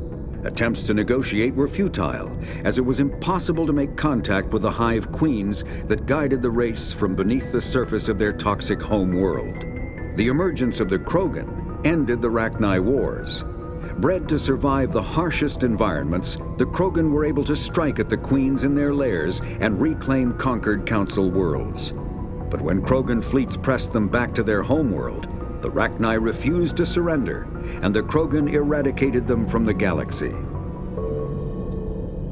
In the early 2160s, the Alliance began aggressive colonization of worlds in the Skyllian Verge, much to the dismay of the Batarians, who had been developing the region for several decades. In 2171, the Batarians petitioned the Council to declare the Verge a zone of Batarian interest. The Council refused, however, declaring unsettled worlds in the region open to human colonization. In protest, the Batarians closed their Citadel embassy and severed official diplomatic relations with the Council, effectively becoming a rogue state. They instigated a proxy war in the Verge by funneling money and weapons to criminal organizations, urging them to strike at human colonies. Hostilities peaked with the Skyllian Blitz of 2176, an attack on the human capital of Elysium by Batarian-funded pirates and slavers. In 2178, the Alliance retaliated with a crushing assault on the moon of Torfin, long used as a staging base by Batarian-backed criminals. In the aftermath, the Batarians retreated into their own systems and are now rarely seen in Citadel space. The Elcor are a Citadel species native to the high-gravity world Dacuna. They are massive creatures, standing on 4 muscular legs for increased stability. Elcor move slowly, an evolved response to an environment where a fall can be lethal. This has colored their psychology, making them deliberate and conservative. Elcor's speech is ponderous and monotone. Among themselves, scent, slight movements, and subvocalized infrasound convey shades of meaning that make a human smile seem as subtle as a fireworks display. Since their subtlety can lead to misunderstandings with other species, the Elcor often go out of their way to clarify when they are being sarcastic, amused, or angry. Dacuna's high gravity impedes mountain formation. Most of the world consists of flat, open plains, which prehistoric Elcor wandered across in small family bands. Modern Elcor still prefer open sky and can become restless and uncomfortable on long starship journeys. The Hanar are a Citadel species known for excessive politeness. They speak with scrupulous precision and take offense at improper language. Hanar that expect to deal with other species take special courses to help them unlearn their tendency to take offense at improper speech. All Hanar have two names. The face name is known to the world. The soul name is kept for use among close friends and relations. Hanar never refer to themselves in the first person in conversation with someone they know on a face name basis. To do so is considered egotistical, so instead they refer to themselves as this one, or the impersonal it. Their homeworld, Kajay, has 90% ocean cover and orbits an energetic white star, resulting in a permanent blanket of cloud. Due to the presence of Prothean ruins on the world, many Hanar worship them, and Hanar myths often speak of an elder race that civilized them by teaching them language. When the Asari discovered the Citadel, they also discovered the Keepers, a docile, multi-limbed insect race that seemingly exists only to maintain and repair the Great Prothean Station. Early attempts to communicate with or study the Keepers were failures, and it is now illegal to interfere with or impede Keeper activity. Because they are completely non-threatening, Keepers have become virtually invisible to everyone else. Similarly, they seem indifferent to other species, except for their tendency to help new arrivals integrate themselves into the Citadel. No matter how many Keepers die due to old age, violence, or accident, they maintain a constant number. No one has discovered the source of new Keepers, but some hypothesize they are genetic constructs, biological androids created somewhere deep in the inaccessible core of the Citadel itself. The Krogan evolved in a hostile and vicious environment. Until the invention of gunpowder weapons, eaten by predators was still the #1 cause of Krogan fatalities. Afterwards, it was death by gunshot. When the Solarians discovered them, the Krogan were a brutal, primitive species, struggling to survive a self-inflicted nuclear winter. The Solarians culturally uplifted them, teaching them to use and build modern technology, so they could serve as soldiers in the Rachni War. Liberated from the harsh conditions of their homeworld, the quick-breeding Krogan experienced an unprecedented population explosion. They began to colonize nearby worlds, even though these worlds were already inhabited. The Krogan rebellions lasted nearly a century, only ending when the Turians unleashed the Genophage, a Solarian-developed bioweapon that crushed all Krogan resistance. The Genophage makes only 1 in 1,000 pregnancies viable, and today the Krogan are a slowly dying breed. Understandably, the Krogan harbor a grudge against all other species, especially the Turians. Driven from their home system by the Geth nearly 3 centuries ago, most Quarians now live aboard the Migrant Fleet, a flotilla of 50,000 vessels ranging in size from passenger shuttles to mobile space stations. Home to 17 million Quarians, the flotilla understandably has scarce resources. Because of this, each Quarian must go on a rite of passage known as the Pilgrimage when they come of age. They leave the fleet and only return once they have found something of value they can bring back to their people. Other species tend to look down on the Quarians for creating the Geth and for the negative impact their fleet has when it enters a system. This has led to many myths and rumors about the Quarians, including the belief that underneath their clothes and breathing masks, they are actually cybernetic creatures, a combination of organic and synthetic parts. The Volus are a member species of the Citadel with their own embassy, but they are also a client race of the Turians.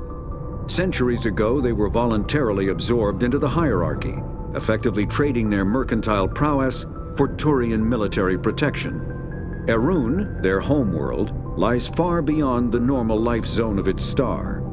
However, the world has a high-pressure greenhouse atmosphere that traps enough heat to support an ammonia-based biochemistry. As a result, the Volus must wear pressure suits and breathers when dealing with other species, as conventional nitrogen-oxygen-air mixtures are poisonous to them, and in the low-pressure atmospheres tolerable to most species, their flesh will actually split open. Volus culture is tribal, bartering lands and even people to gain status. This culture of exchange inclines them to economic pursuits. It was the Volus who authored the Unified Banking Act, and they continue to monitor and balance the Citadel economy. After the Geth secure a location, They round up and impale dead and living bodies on mechanical spikes. The spikes rapidly transform these victims into withered husks, extracting water and trace minerals, and replacing them with cybernetics. The Citadel is an ancient deep space station, presumably constructed by the Protheans. Since the Council is an executive committee composed of representatives from the Asari Republics, the Turian Hierarchy, and the Solarian Union. Though they have no official power over the independent governments of other species, the Council's decisions carry great weight throughout the galaxy. No single Council race is strong enough to defy the other two, and all have a vested interest in compromise and cooperation. Each of the Council species has general characteristics associated with the various aspects of governing the galaxy. The Asari are typically seen as diplomats and mediators. The Solarians gather intelligence and information. The Turians provide the bulk of the military and peacekeeping forces. Any species granted an embassy on the Citadel is considered an associate member, bound by the accords of the Citadel Conventions. Associate members may bring issues to the attention of the Council, though they have no input on the decision. The Human Systems Alliance became an associate member of the Citadel in 2165. Humanity's first contact with an alien race occurred in... The Systems Alliance is an independent supranational government representing the interests of humanity as a whole. The Alliance is responsible for the governance and defense of all extrasolar colonies and stations. The Alliance grew out of the various national space programs as a matter of practicality. Sol's planets had been explored and exploited through piecemeal national efforts. The expense of colonizing entire new solar systems could not be met by any one country. With humans knowing that alien contact was inevitable, there was enough political will to jointly fund an international effort. Still, the Alliance was often disregarded by those on Earth until the First Contact War. While the national governments dithered and bickered over who should lead the effort to liberate Shanxi, the Alliance fleet struck decisively. Post-war public approval gave the Alliance the credibility to establish its own parliament and become the galactic face of humanity. Pharos is a habitable world in the Attican Beta Cluster. Two-thirds of the habitable surface is covered with the ruins of a crumbling Prothean megatropolis. In the millennia since the Prothean extinction, the ruins have been repeatedly picked over by looters many times. Pharos was considered a poor prospect for colonization, as little open ground remains for agriculture. The only sizable freshwater sources are the poles, which are tapped by the decaying Prothean aqueduct systems. The dead cities, while in good condition considering their antiquity, are of uncertain stability. Ground level is congested by a dozen meters of fallen debris, and the air is fouled by dust. In 2178, the Human Exogeny Corporation announced its intention to place a permanent colony on Pharos to thoroughly explore the ruins. The pioneer settlement was placed on the upper levels of several intact skyscrapers, using the surviving Prothean aqueducts and rooftop hydroponic gardens to support the population. Noveria is a cool, rocky world with most of its hydrosphere locked up in massive glaciers. A privately chartered colony world, the planet is owned by the Noveria Development Corporation Holding Company. The NDC is funded by investment capital from 24 high-technology development firms and administrated by an executive board representing their interests. The investors built remote hot labs in isolated locations across Noveria's surface. These facilities are used for research too dangerous or controversial to be performed elsewhere, as Noveria is technically not part of Citadel space and therefore exempt from Council law. By special arrangement, Citadel's special tactics and reconnaissance agents have been granted extraterritorial privileges, but it remains to be seen how committed the Executive Board is to that principle. Given its unique situation, it is understandable that Noveria is often implicated in all manner of wild conspiracy theories. Faster-than-light drives use element zero cores to reduce the mass of the ship, allowing higher rates of acceleration. This effectively raises the speed of light within the mass effect field, allowing high-speed travel with negligible relativistic time dilation effects. Starships still require conventional thrusters, chemical rockets, commercial fusion torch, economy ion engine, or military anti-proton drive, in addition to the FTL drive core. With only a core, a ship has no motive power. The amount of ESO and power required for a drive increases exponentially to the mass being moved and the degree it is being lightened. Very massive ships, or very high speeds, are prohibitively expensive. If the field collapses while the ship is moving at faster than light speed, the effects are catastrophic. The ship is snapped back to sublight velocity, the enormous excess energy shed in the form of lethal Cherenkov radiation. Larger warships are generally classified in one of 4 weights. Frigates are small, fast ships used for scouting and screening of larger vessels. Frigates often operate in wolf-pack flotillas. Cruisers are middleweight combatants, faster than dreadnoughts and more heavily armed than frigates. Cruisers are the standard patrol unit and often lead frigate flotillas. Dreadnoughts are kilometer-long capital ships mounting heavy, long-range firepower. They are only deployed for the most vital missions. Carriers are dreadnought-sized vessels that also carry large numbers of fighters. Smaller vessels are almost exclusively used in a support role to the warships during combat. Fighters are one-man craft used to perform close-range attacks on enemy ships. Interceptors are one-man craft optimized for destroying opposing fighters. The Normandy is a prototype starship developed by the Human Systems Alliance with the assistance of the Citadel Council. It is optimized for scouting and reconnaissance missions in unstable regions using state-of-the-art stealth technology. For most ships, the heat generated through standard operations is easily detectable against the absolute zero background of space. The Normandy, however, is able to temporarily sink this heat within the hull. Combined with refrigeration of the exterior hull, the ship can travel undetected for hours or drift passively for days of covert observation. This is not without risk. The stored heat must eventually be radiated, or it will build to levels capable of cooking the crew alive. Another component of the stealth system is the Normandy's revolutionary Tantalus drive, a mass effect core twice the standard size. The Tantalus drive generates mass concentrations that the Normandy falls into, allowing it to move without the use of heat-emitting thrusters. The Mako infantry fighting vehicle was designed for the System Alliance's frigates. Though the interior is cramped, an M35 is small enough to be carried in the cargo bay and easily deployed on virtually any world. With its turreted 155mm mass accelerator and coaxially mounted machine gun, the Mako can provide a fire team with weapon support as well as mobility. Since Alliance Marines may be required to fight on any world, the Mako is environmentally sealed and equipped with microthrusters for use on low-gravity planetoids. The Mako is powered by a sealed hydrogen-oxygen fuel cell and includes a small Element Zero core. While not large enough to nullify the vehicle's mass, the core can reduce it enough to be safely airdropped.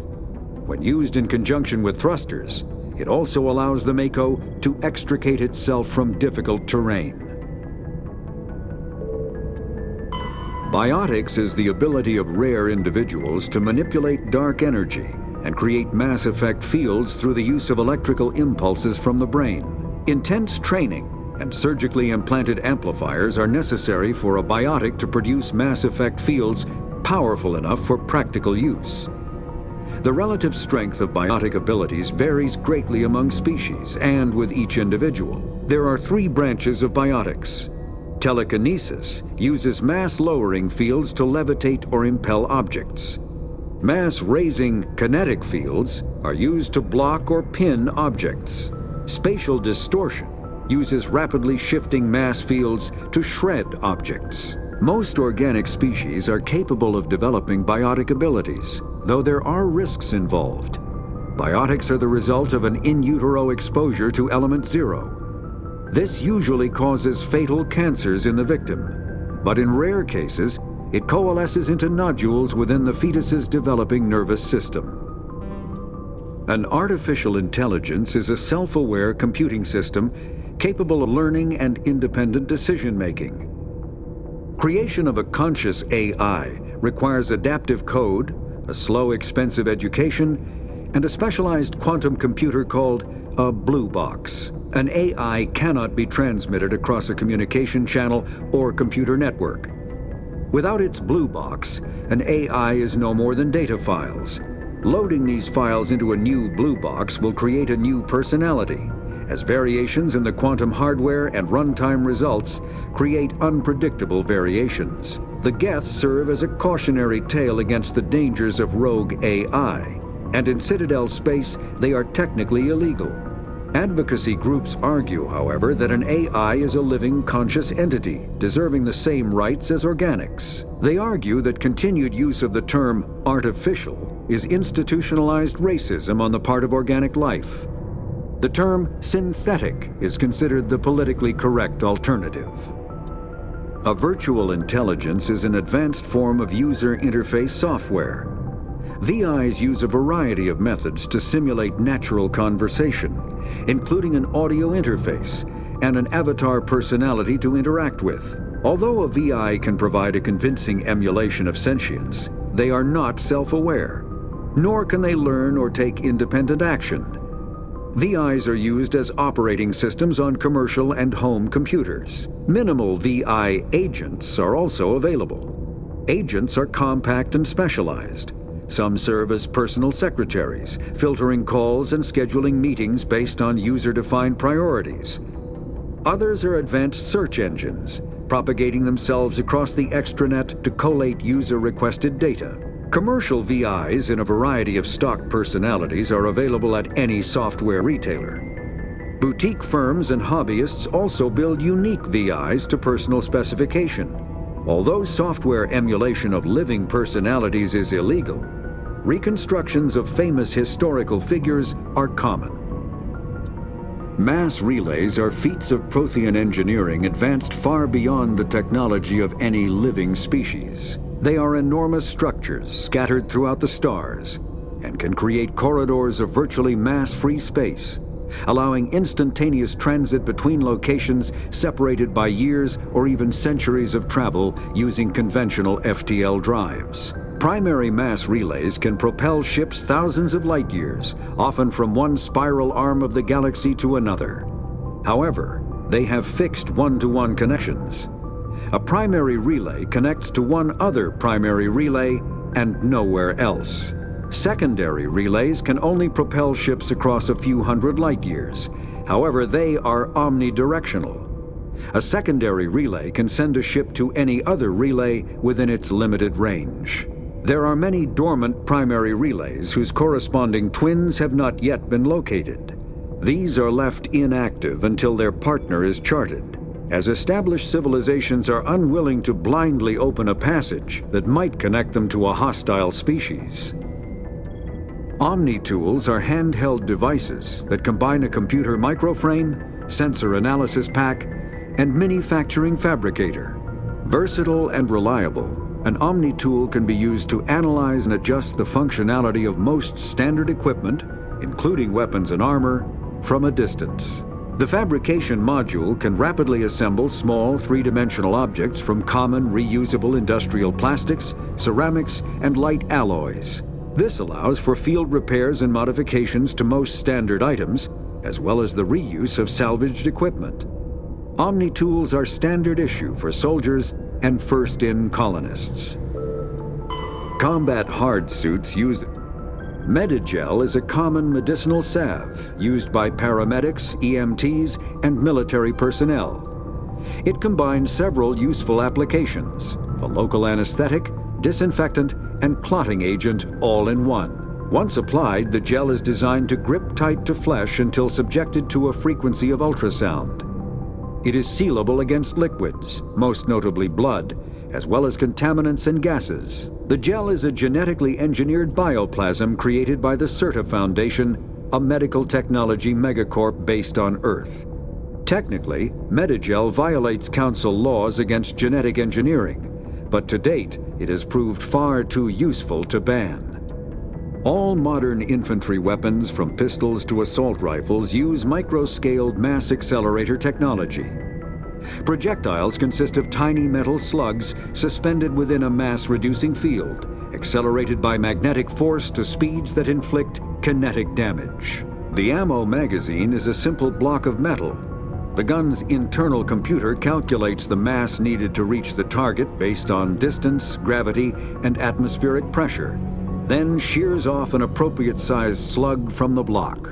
A single block can supply thousands of rounds, making ammo a non-issue during any engagement.